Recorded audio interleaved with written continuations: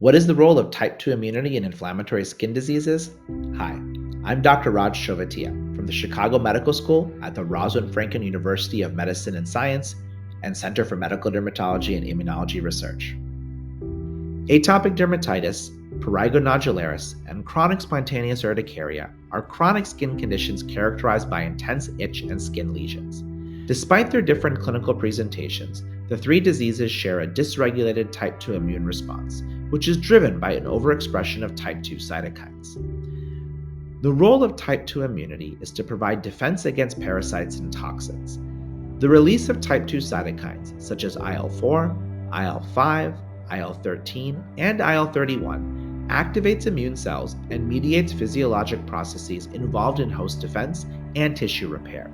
However, an overactive type 2 immune response can lead to persistent itch and chronic inflammation, contributing to various diseases, including AD, PN, and CSU.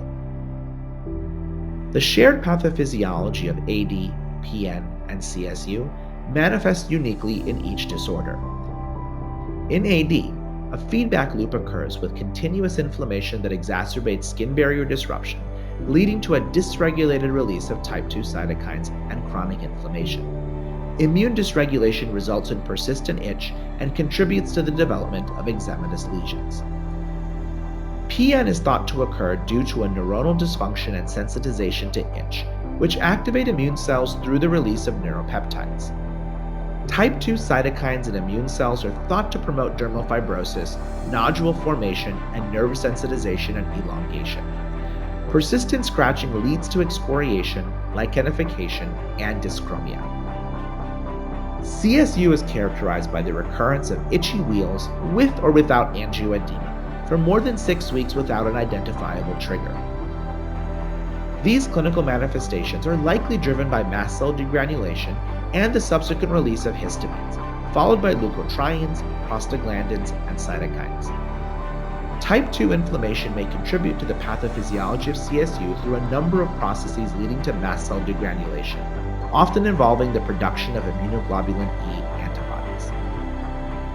The shared underlying mechanisms of AD, PN, and CSU may often lead to their co-occurrence, together with other type 2 inflammatory diseases.